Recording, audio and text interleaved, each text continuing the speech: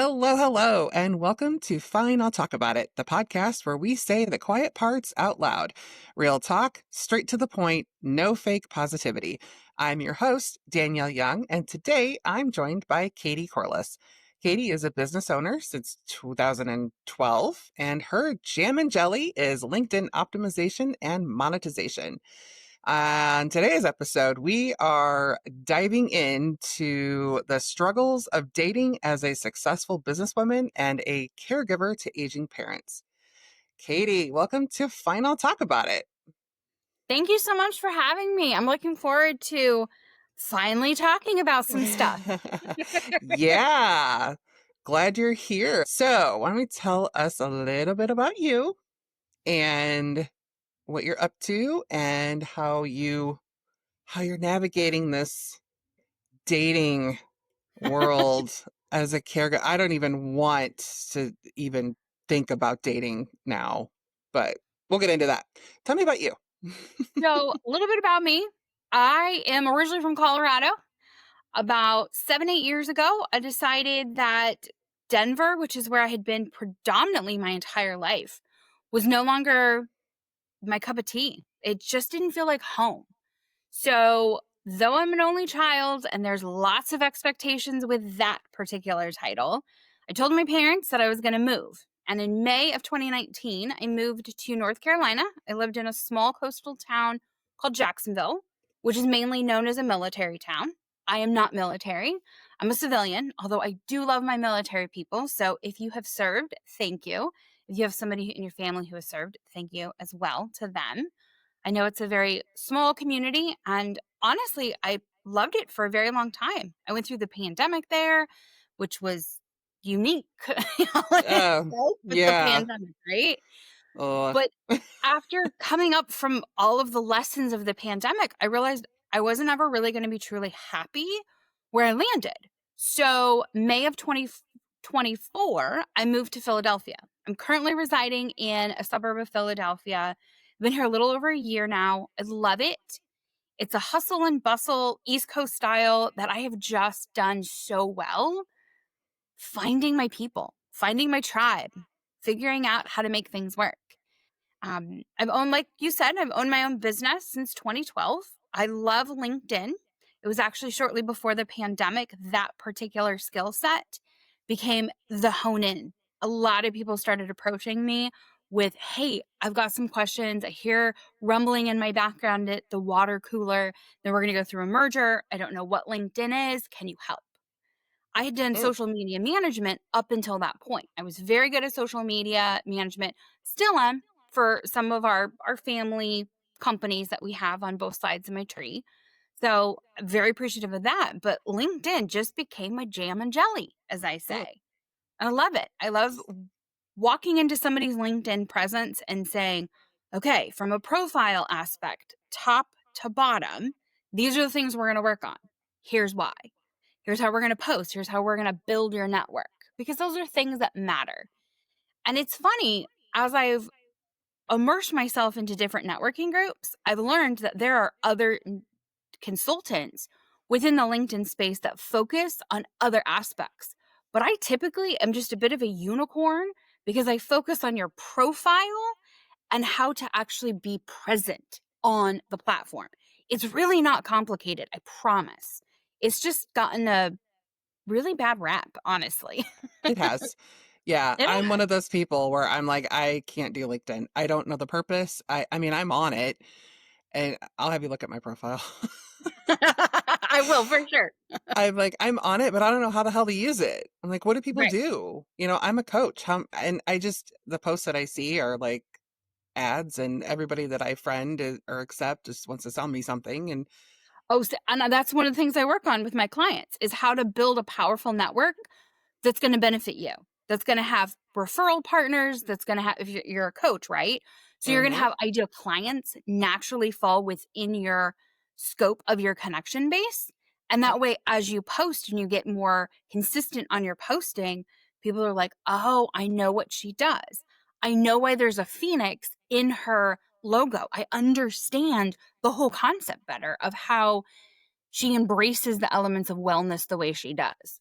yep, So I will definitely chit chat about that whole concept. That could be a whole nother podcast on Oh, itself.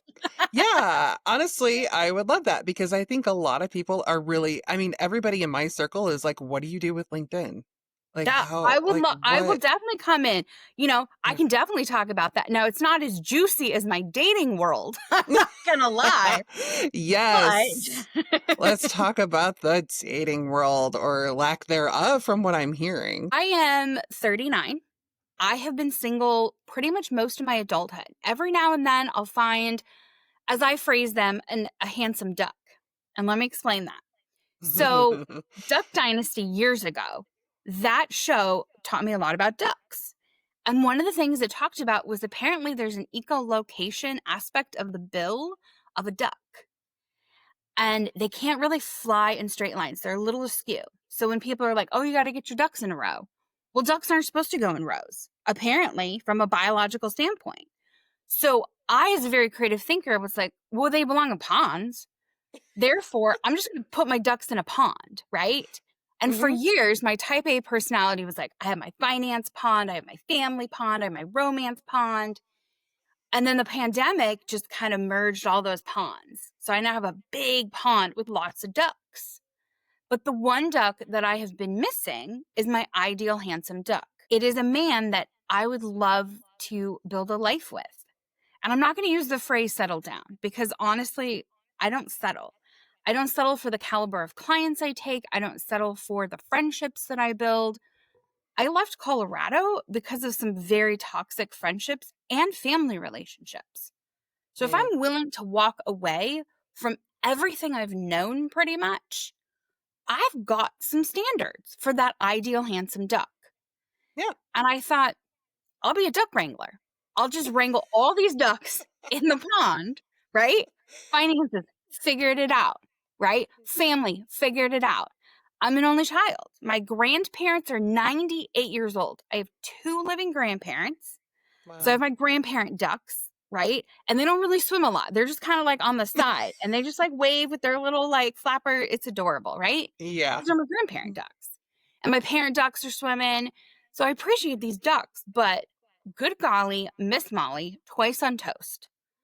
Finding an ideal handsome duck has been nerve-wracking for years. Mm. I've tried dating apps. I've tried in real life dating. I've been to speed dating events, especially here in Philly, 10 times so far. I kid you not, like once a month for most of this year. I've gone to some type of speed dating. I love speed networking for my business. So I love speed dating in theory for Yeah. my ideal handsome duck. But it's crazy out there. Some of the men I've met are still married. Some of Wait, the and they're men coming to the speed dating that events? yes, and these Are are in they the at least evening. separated? No, they're straight up married, and they'll tell you that. That, They're like, oh my God. "Oh, we're in They will a straight up tell you they're still married. yeah, we're in an open relationship." That's what a lot of Oh, single women get told is that all these men all of a sudden are in um ethical non-monogamous relationships, which I, as somebody who has a wide variety of social ducks, I know that does exist. I've seen how those relationships work when they yeah. actually are that. But Right. there's a lot of men who are putting that on their dating profiles and in real life, saying those words when in reality, they're not in open relationships. They are not in a relationship that looks like that at all. They're just probably bored with their significant other. And instead of doing the responsible, mature adult decision of, I have fallen out of love with you, we shall separate, Yeah. right? They're Or at not least doing going to your partner and saying, hey, something's up. Yeah. Wow. Okay. That yeah, blows my mind. And to full on admit it is, right. that's bonkers to me. I mean, okay. Or I guess. Okay. Go ahead. I had another one. This other man, I really found him attractive. He was a local lawyer. He had all of these checklist things done. Yeah. I probably had maybe 7 dates with him. And on the 8th date, He made a comment about the fact we had not been intimate, and he had all these things he had to tell me. And in the frustration, it slipped out that he was married. So I had been out with him 7 times before, and this was the 8th time I'd invested time to get to know him as a human being, and he told me he was married. He was unhappily Oh, married, and I said, "Sir, it doesn't matter if you're married or not. If you're happy, if you're unhappy, no, you're married. Sir, you yeah. are married. I am not looking to be a third. I am not looking to be a side piece at my age. I'm looking for an ideal handsome duck." Yeah. And it's not very difficult. I have a couple of connections here in the Philadelphia suburbs that are willing to play matchmakers. So, Okay. while we're recording, this is the season of gratefulness. That's why I kind of look like I have a crown of grateful, fall leaves above my head, which is kind of Which cool. is cute for those of you just listening to this. Exactly. For those of you who see it, I know, right? It's Yeah, pretty. it's super cute. So I spent October and most of November building a matchmaking PDF because I have struggled. I have tried online dating here in Philadelphia. I've tried the speed dating aspects. I've been to singles events on a pretty regular basis. There's a local events company, and all this woman does is single events, which I Hmm. was like, yes, I was so excited. Oh my gosh. I found her in March, and I went to like 5 events real quick, quick, quick. And I noticed a few things. One, in my age bracket, there was a lot of the same people there. And so if we didn't click right away after probably the second or third time being in the same room, we probably weren't going to click ever. And that's fine. Or I would find um, ideal handsome ducks to me include being emotionally available and stable, Mm-hmm. right? Makes So sense. you Yeah. understand how to have the emotions reciprocate between you and I, right? You understand if you have a shit ass day, I am somebody that you can call and I'm going to say, "Do you want me to listen? Do you want me to fix it? Do you want me to do a combination of both?" That way I know how to engage with this conversation. I'm Yeah. naturally a fixer. I'm naturally a problem solver. Most of my clients love me because I think extremely creatively and I get them out of the problems they have. So when it comes to being emotionally available, that's an aspect. And being stable means exactly that, right? You're not going to let your Right. emotions be a massive roller coaster of unpredictability. Yeah. There was You one would guy, think. you'd think. There was one guy, I was so hopeful. He matched so many of the check. He was single, single. Wasn't, he had been married previously. He had been divorced though. The thing Okay. that he skirted around the topic is he has been, as of the time we were attempting to date, he had been less than 2 years out of a divorce, and he was the one that got deeply damaged in the divorce. He didn't see it coming. Mm, His wife left him and left him almost overnight in a weird way. She had been pulling back for months. She had been very sneaky. She had actually found a new living situation. She was stashing money separately. She was leaving the sneaky way. And then a yeah. couple days before his birthday, dropped divorce papers. Oh, And happy birthday. right. And so he's very damaged. And I thought, I really like this guy. Yeah. And then I realized he's not emotionally available and he's highly damaged to the sense that he's not gotten the therapeutic help to understand the damage that the that wife one did. Yeah. Which is Right? unfortunate. Yeah. It is. And again, I was super happy about that singles events only company where the only events they did were singles. And they still do that. Now there's a whole other issue, but I won't get into that. So as I started reflecting in September of this year, I realized apps are not working. In real life isn't working. So now what? Yeah. Now How what? do I move forward, right? And I figured I'm going to ask for help. So now I have a number of local contacts that are playing matchmaker on my behalf. I've created 3-page PDF. The first page explains what I'm looking for, why I call men ideal handsome ducks. So it kind of goes through my pond metaphor. A 1 page of what kind of man I'm looking for. It's very methodical type A broken down. Here are my must haves. Here are my bonuses. This would be like sugar on top kind of situation. And then the last page is if you can find somebody from page one, or well, page two, technically, right? About the ideal handsome duck in my world. These are things to share with Evan, we'll say. Hmm. So he knows about Katie. These are things about her. And one of the things that I always thought would be a positive is being a business owner, right? I have flexibility. Mm. When I travel next month in December to go back to Colorado for a number of days.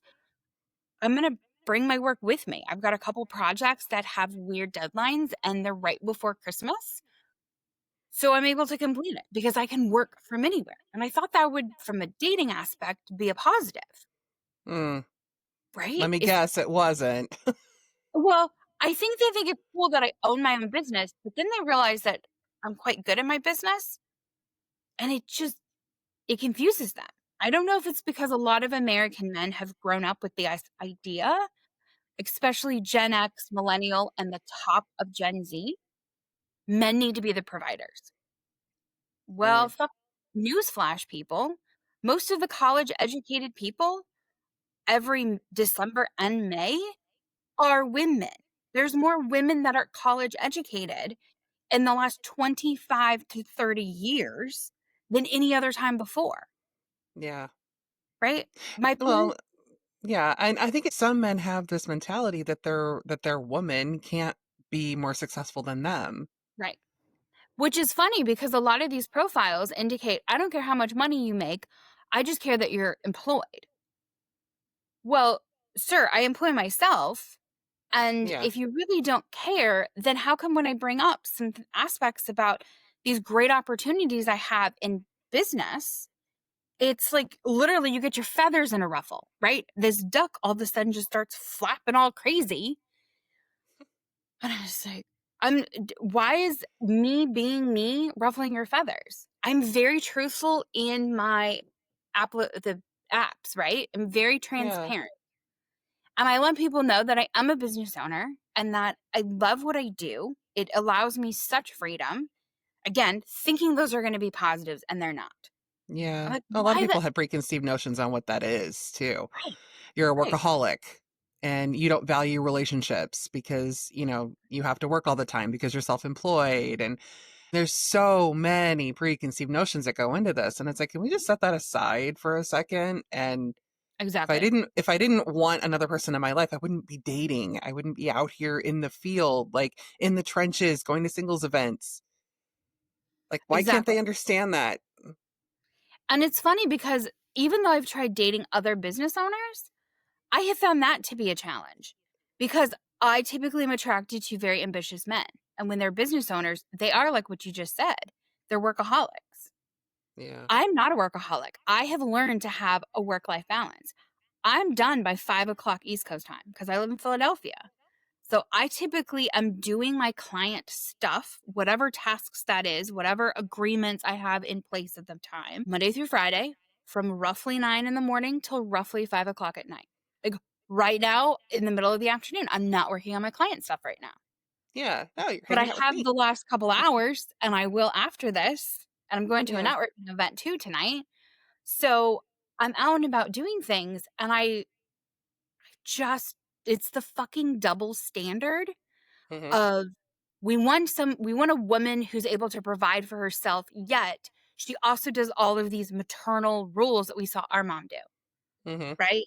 And Yeah. I think it's interesting. A lot of my mom's friends, my mom is a boomer, she's 69, and a lot of her friends have made comments that they wish they could have actually completed their college degrees. A lot of my mom's friends did MRS degrees in college instead of Mm. actual educational degrees. Yeah.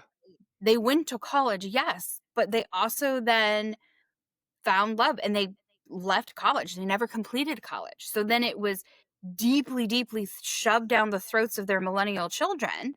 Hey, you need to finish this, right? So now some of these millennial men that I'm trying to date, they have this weird it's almost like a double-sided coin, right? They want somebody who's independent, has her shit together, can be an adult, but also can essentially mother them. No, thank you. Oh, I don't wanna be somebody's mom, yeah. unless I No. am somebody's mom, right? Yeah, But I'm no. not a mom. I'm a child-free woman at the moment, so I'm nobody's Yeah. mother. I don't even have pets or plants in my apartment. It's literally just me, myself, and I, okay? 1, I kill plants. I will be the first to tell you, I have 2 black thumbs, okay? I do not have green thumbs. These things are black, okay? I do not freaking know how to keep plants alive. But I can keep people alive and I can keep pets alive, like, no problem. I can walk Yeah. dogs, I can feed cats, gerbils, what snakes kinda freak me out, but that's a whole other story. Yeah. And No. kids, freaking love kids. Most of my friends' children growing up, I was like the honorary godmother to most of them. And I was Aw. Miss Katie. Even now, I have high schoolers as godchildren, and they still call me Miss Katie because they know it's Aw. just a sign of respect, right? I'm very maternal. I Cute. can mother Yeah. people, but you're not going to get that right out of the gate. That's something that, You gotta honestly, earn that, buddy. well, it's not even earn it, right? That's just something that will naturally come if it ever gets Yeah. that. But Yeah. if you're close to 40 years old and you've been able to keep yourself alive all these years, you should continue to keep yourself alive when you're in a relationship too. That's another thing. I have other contacts of mine. That's what they're learning is they have found these men of high caliber. They make very good money. They're very smart. They're educated many times over, but they delegate everything. They don't cook for themselves. They order everything in, DoorDash, everything. So when she's asking for a home cooked meal, he doesn't know how to do that because it's not a skill he's ever needed. He's made enough in his adult career life to just Blue Apron things every now and then, right? Yeah. Even with Blue Apron, he's gotta have the supplies, and you realize he doesn't have the supplies because he's DoorDashed too much stuff in or carried out pizzas and Chinese and all sorts of food options, right? Yeah. You it's this weird misstep that a lot of people, honestly, between, like, 35 and late 40s are experiencing. Hmm. It is, it's such a weird thing, and Yeah. what I'm also learning, which piggybacks to the whole child care, right? People are okay with a woman having caregiver for children, being a child caregiver, right? Mhm. Meaning single parents, right? Right. Whether you're single because it was a one night stand and you really don't know the child's father, or you've been married multiple times, have multiple baby daddies, multiple divorces. Those kind of caregiving skills, I'm learning most men don't really shy away from in real life, on the apps, in the speed dating situations. But when I mention that I am now to the age where I'm starting to really look at becoming the primary caregiver for my parents, it's like Mm. deer in a headlight. They don't know what to do with them. Well, what do you mean Yeah. you become caregivers? My mom is 69 with Alzheimer's. My dad is 73 with more health elements than I really know about. Last night I was on the phone with him and I learned how bad one of his heart conditions. He has 3 heart conditions and one of them is really, really bad. And I didn't know that until last night. I didn't understand the daily impact of that one health condition.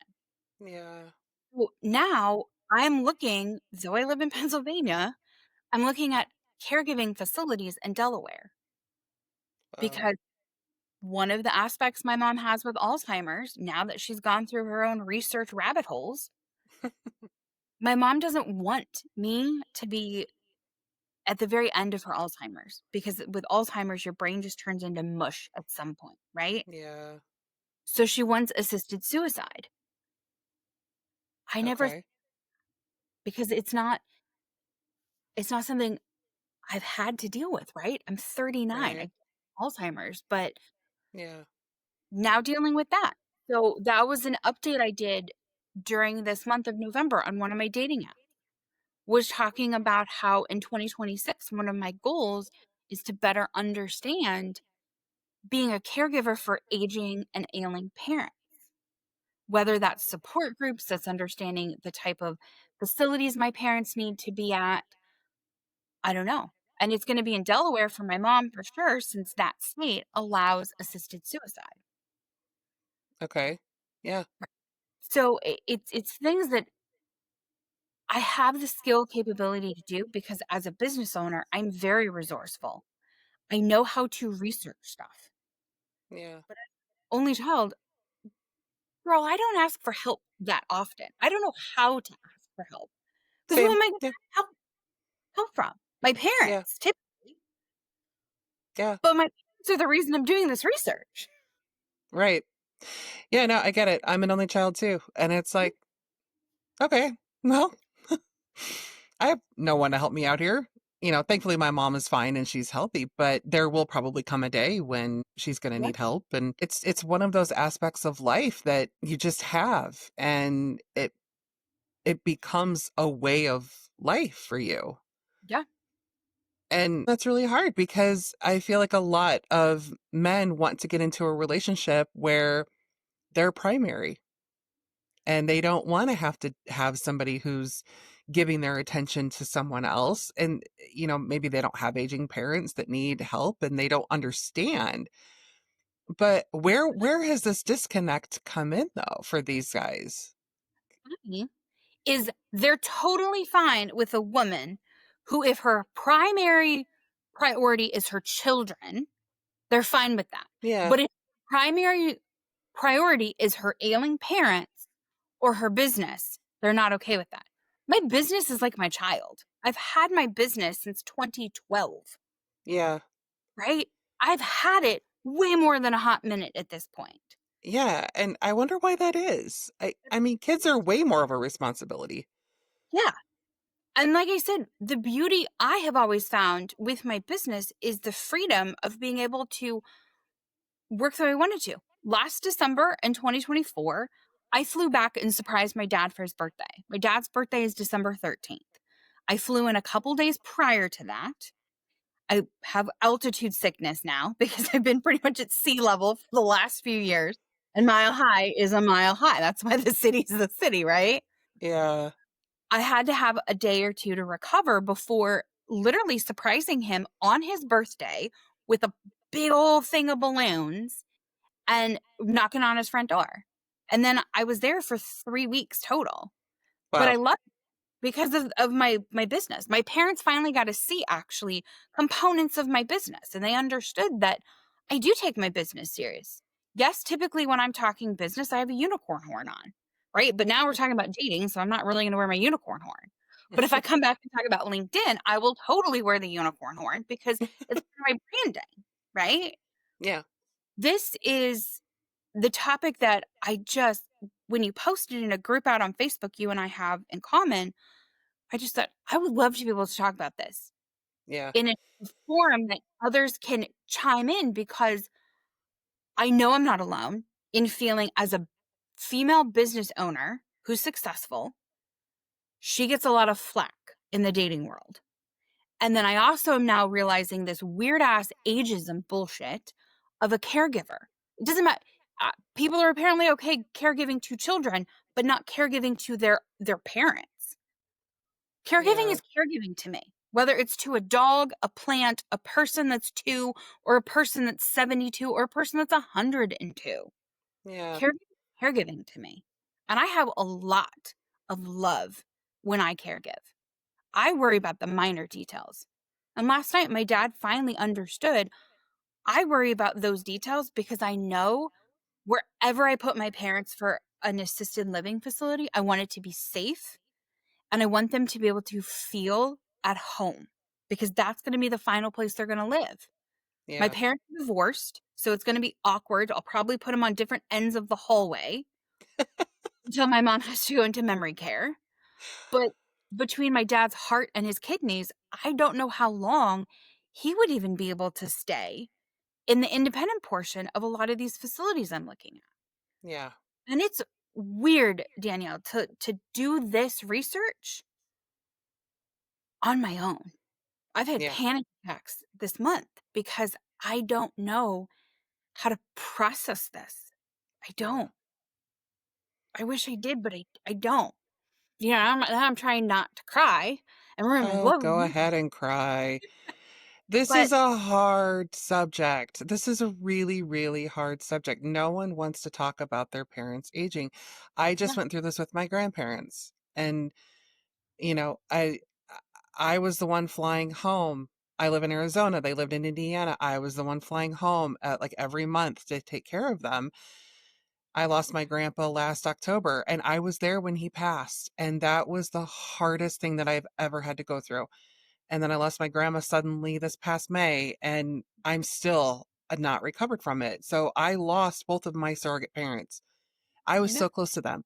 And we were researching assisted living for my grandma and, going back home and touring facilities with her. It's a job in itself.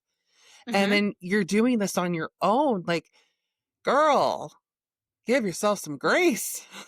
Well, Like, and I have, and honestly, one of my LinkedIn clients is a death doula out in California. okay. So, when my mom was diagnosed earlier this year with Alzheimer's, I reached out to my client. And I said, "Tell me where I need to go. What kind of associations do I need to know about? What kind of research can I do? Where are websites that can give me information about how her brain will eventually turn into mush? Is there a difference between Alzheimer's and dementia? Are they the same? Are they symptoms of each other?" I have lots of questions. And Hmm. she was able to point me in all sorts of directions and resources, which I'm very thankful for. So Yeah. when my mom dropped the bombshell earlier this month of, "Oh, hey, here's the bombshell. I Yeah. would like to do assisted suicide."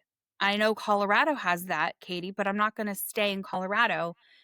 Where near you do I have this same law? And I didn't know. So I called up my client out in California, right? She's a death doula. This is stuff she knows like that. Yeah. And she was able to tell me Delaware and New Jersey. But then she told me there's a lot more scarier lig- litigious aspects against care centers in the state of New Jersey versus Delaware. So that's why I'm looking at Delaware, is because somebody that I know and trust, because she's been my client on and off for 2 years now, Yeah. she's not going to put me in the wrong direction. She's not going to steer me into chaos. She's going to make sure that I land in a safe space because she knows my parents are my peoples, right? Right. And I appreciate her more than words can ever express. Just Yeah. the almost like the lighthouse piece that she brought. And that's why one of her components is a lighthouse. It's, like you've got your phoenix as part of your logo. She has a Hmm. lighthouse as part of hers because she knows that as that light comes around a lighthouse, she shines light when people need it in the darkness of caregiving and trying to Right. figure out something that you don't know unless you're immersed in it on a daily basis. Yeah.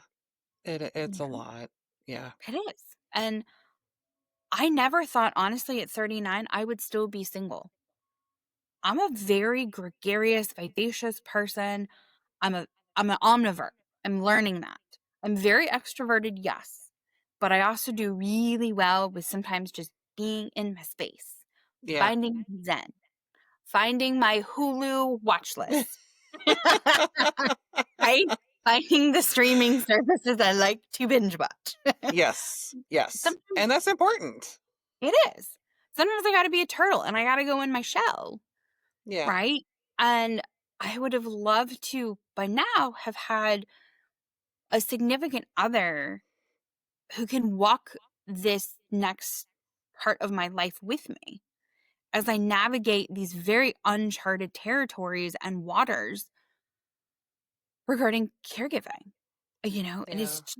it's such a weird topic, but I know that I have to broach some of these topics when it comes to dating right out of the gate. I have to let him know I am a business owner. I have to let him know that I'm not a workaholic, right? I do Yeah. have certain things that happen in the evenings, like I'm going to do some networking later tonight. And next week, I have 3 other podcast interviews that are business related, but they're in the evenings because that person is, I have 1 in Hawaii and 2 in Australia for the hosts. So Oh, wow. we're working a lot of time zones, right? Right. But usually I'm just finding one of my watch lists in the evening. Every Yeah. now and then there's a business function, right?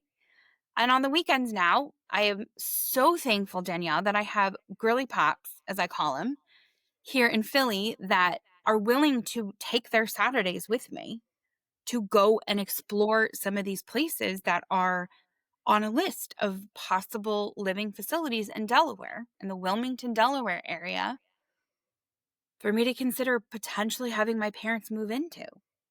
Yeah. It talk about a good friend. Talk about a friendship that though we've not been in each other's lives that long, they are willing to give up a Saturday, knowing that I'm going to be an absolute emotional mess of a human by the end of a tour. They're like, we're going to shoulder you up, girl. We're going to make sure that you can get through this. We're going to ask some questions. One Yeah. of my friends is in senior care from a different aspect. So she's like, I am definitely coming because I will ask questions you didn't even need you should be asking. Right. And Yeah. I'm very thankful for my girly pops. Don't get me wrong. Yeah. It's really good you have that support system in place. They're specialized. Yeah. They know. And that's awesome that you have that and you have them to turn to. But as far as the dating piece goes, like what's the age range that you're looking in? So when I first started dating, I always thought, okay, I'm going to go older because I know that most men, we have a maturity mismatch, right? So I might be 25, but have a maturity level of 30. And he'll be 35 with a maturity level of 30. So our maturity wise will match, right? As I've gotten older, I now look at other factors. So when I put my age range, I put as low as 30, which means I am, you know, 8 to 9 years older than he is, depending on the time of year, up to 45. So I have a 15-year gap. And I thought that would also be beneficial. And in some ways, it's turned out to be more problematic because Hmm. I'll have men that are 45 ish that have recently gone through divorces. They've been married to somebody for 20 some years, Yeah. had multiple kids, and they don't know how to be in the dating pool because they never really did dating in their 20s. Yeah. They had already found somebody right away. And then they're also so used to having more likely a woman take care of everything, Mm. right? From the Yep. domestic standpoint, from the cooking and the cleaning, the making the fucking appointments, right? They're used Yeah. to having this other person do it. So he doesn't know how to do his life on his own. And that's again, stemming back to that emotional availability and stability component. And then I've also been engaging with men who are closer to 30, 32. And I get kind of the opposite. They don't have the elements of having a woman in their life, 20 years, but they've also had a lot of mommy issues Mm. where God. they, yeah, they have the mama boy aspect, or they had narcissistic mothers. So they have just a complex all on their own, right? They either had somebody way too baby them and basically be the crutch and the enabler, right? Peter Pan. I think a Mm-hmm. psychology friend of mine called it the Peter Pan syndrome. Peter Pan syndrome. Yeah, they never really grow up. Yeah. Because And they then never there's have to. right. And then there's men that are like 35 to 39, right? So my senior year would have been his freshman year, if you kind of look at the high school, right? Because that's how some people still think of themselves is back in the high school days. Oh, well, when I was a senior, he'd be a freshman. That would have been weird then, but it's okay now. Like, Wait, people okay, still think that way? yeah, it's quite funny. But Oh, wow. right? I've also had men in their mid-30s that they've had serious relationships on and off. They've had some engagements, but you can kind of tell that they're waiting for their ideal list, right? Which And doesn't don't get me wrong, exist. right? And when I say my ideal duck, I understand that I am never going to get all the checkpoints, never. But I know Yeah. that the main five that I really stress, those idealistic points, those are very easy for a man to have. They really are. Can you be kind? Can you have intelligence? can you be emotionally available and stable for that third look, right? A full head of hair. It's a weird one. It's a weird one, but I know it exists, okay? Like, I It does know it exists, exist. right? But what if a bald guy checked all of your And boxes? Like, then what and would then you do? being employed. So I actually had a friend ask that, and I said, "So here's my weird thing, right? We're gonna get real here." And I was like, "It is Okay. an odd kink for me." When I was in high school, I was the girl that was always, like, making out with the boys. I never really actually had any type of sexual contact until after high school when I turned 18. Mm-hmm. Because when I was 18, I was an adult, right? I Mm-hmm. wouldn't get in Yeah. trouble. I could make my own decisions kind of mentality. Yep. So I got really good at second and third base. I got really good, right? When we were in high school, and those were all the bases you would try and figure out. Yep. So I have learned through dating a wide variety of men that one of the things that my ideal handsome duck will have is a full head of hair. Hmm. I know it's very Okay. specific. I have a local contact who's actually a very, very hilarious sex therapist here in Phoenixville area and the Philly suburbs. And she gave me some flack for that because she had an ideal person, but he was bald. And I was like, so he's not really ideal for me because those are kind of my 5 non-negotiables, Hmm. right? And Okay. it's funny that only one is physical. It's not about his height. It's not about his body type. It's about his hair. That's my one physical non-negotiable. Yeah. Otherwise, intelligence, a kind heart, being emotionally available and stable, and having some type of income that is stable, right? Because Yeah. that's kind of part of life right now. We've got dumpster fires right and left. Right. And if you can have some type of stable life that's provided because of a stable income, to me, that gives me a bit of relief because as a business owner with her own success, I don't necessarily want to be a breadwinner. I don't. If it happens on occasion, whatnot. That's fine. But going out of the gate, I don't want to be a breadwinner. I really want to find an equal footing between both people, right? Yeah. Yeah. That's important. I, Yeah. I mean, you don't want him to feel inferior, and No, yet you definitely not. don't want to feel inferior. I think Exactly. it's a good balance, to have something close Mhm. so that there's Exactly. no, I don't know what the word I want to use. There's no like inequality there, Yeah. so Or feelings there's about not something. there was somebody I cannot remember who said it was a character actually in a TV show, and they talked about the fact that they both started equal in terms of an economic situation. He got a pay raise and she got a massive pay raise. And once she started making more than him, at first he liked it because they were able to do better vacations. They could have a very more productive life in many ways. But then he Yeah. started resenting her Mm. because his was never going to equal hers. She was always going to be the breadwinner. And it just kind of dissolved their relationship. And fast forward a couple years, and she's still doing phenomenal, and he is just shit out of luck. Yeah. He let the cap that he was at define him, you know? Yeah. And again, circling back to the fact that I'm a business owner, I thought that would be a positive aspect. And I'm finding it's a very strange red flag for a lot of men.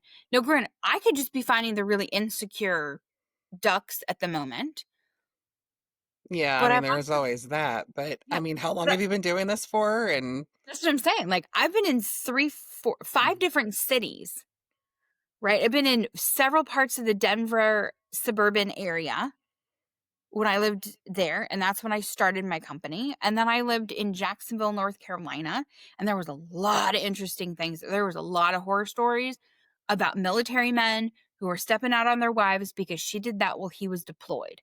So it was a tit mm, for tat situation. I'm not okay with that tit for tat. I'm not okay being a third person, and I'm not okay with being a side piece at all, yeah. right? Yeah. And No. now in No. Philadelphia, it's the same thing. Like, it's an odd pattern. And so I have sensed from other entrepreneurial women that they would love to date, but having a business that is successful and a a masculine vibe to get that business running the way it does is such a turnoff. And now That's also so with the weird age, to you me. know? It's got to go back to those old limiting beliefs like my wife can't make more money. I have to be the breadwinner. I have to be the provider. Instead of just enjoying what you have, like my husband's the breadwinner. I will Mhm. I mean, I don't know if I'll ever make as much money as him, but it doesn't matter because we have our life together and it's our life and I'm going to enjoy that life. No matter how much money he makes or no matter how much money I make. We're a unit. Yeah, So I don't understand where this disconnect is with these guys who just have this like macho mentality and can't handle someone who is successful. right. Like, And what is up, guys? I want to hear from you. Like, seriously, what right? is up? I genuinely want to know why this is. Mhm. Like, what's in the water out there? I want to know. Write to me, Danny at inspiredactionwellness.com. I want to know. Yeah. Really, inquiring minds want to know. And you know what's kinda crazy is one of the best relationships I had, I was 25. He is 10 years older, so at the time he was 35. I cooked that man a 5-course meal, including Irish dishes, Mm, yeah, because he's Irish. That's part of his ancestry. He's, like, 3rd generation American, and the majority of his peoples are all Irish Catholics from the East Coast. When I was living in Denver, we met. He was an Air Force guy. I loved him to pieces, and I totally stepped into that feminine energy. I figured out how to make soda bread, Irish soda bread. Had no idea how to ever make that before. I got a cookbook of just Irish recipes, and I figured out how to make things. So I made him a mm, 5-course Italian meal once and a 5-course Irish meal once. So I can step into my feminine energy. It's just for the right person. yeah, And if that man was not active Air Force and had not gotten deployed during the early part of our dating, honestly, I have a feeling I would have married him at some point. mm, He's that bar. You know, we talk about standards and there's that bar that's set. yeah, That Air Force duck is what the standards are. And what's crazy is they're not high standards at all. He was kind. He was emotionally available and stable. He had a full head of hair, right?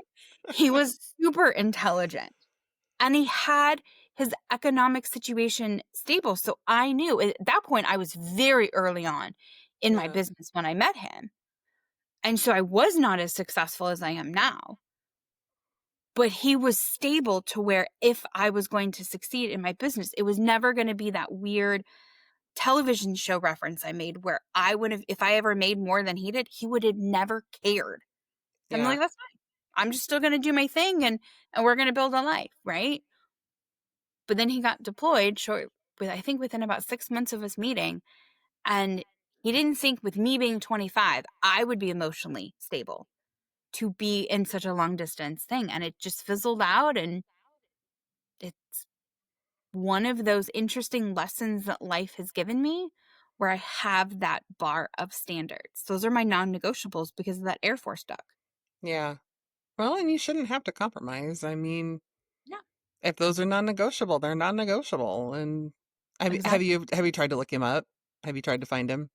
So ironically, he and I are out on LinkedIn, and he has retired from the Air Force. He retired a number of years ago. He lives out here on the East Coast. I think he is in a really good relationship with actually somebody from his past.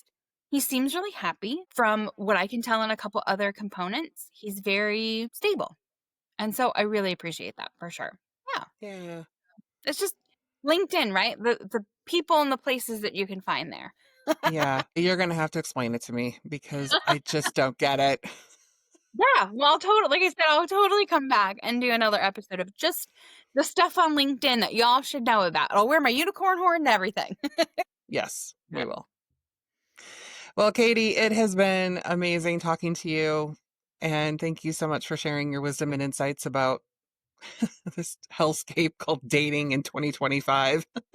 Yes, and I hope that other listeners can relate in ways right? I hope other female listeners that are successful business owners, like, don't give up. Get creative like I did. Ask your contacts. Would you be willing to go old school with me and play matchmaker on my behalf? If it works out, Yeah. great. If not, no harm, no foul. Right. Like, what have you got to I lose? intended to, Seriously. Yeah. right? I mean, make your PDF. Right. Actually, I mean, some people are going to think that that's really weird. I don't, because it just lays it out all very Yeah. clear, you know? Do not bring me anyone unless they meet this list. If they can check at least these 3 boxes, and if he has hair. Right. He's got a full head of hair and he's kind. Funny bone would be awesome, but not necessarily required. Yeah. I've dated some very, very dry humored people, and we're fine with that. Yeah. I mean, as long as they check these boxes, I Yep. will You got bring your them to mustache? me and I will consider them. Exactly. You know, I may or may not bring let them in the pond. We'll see. yeah, they may have to just sit on the shore for a while, Right? but, eventually they might get to swim. We'll see, Exactly. you know. Exactly. Well, good luck with your parents. I know that that is so hard, and I remember back with my grandparents, it was really, really hard. And in one side of it, you're like in business mode. You're like, okay, I know I got to do this. I can find the facility. But then when it comes to the emotional side of it, you're like, oh shit. I I don't know how to I don't know how That's, to navigate these waters, you and know? that's where my panic attacks came.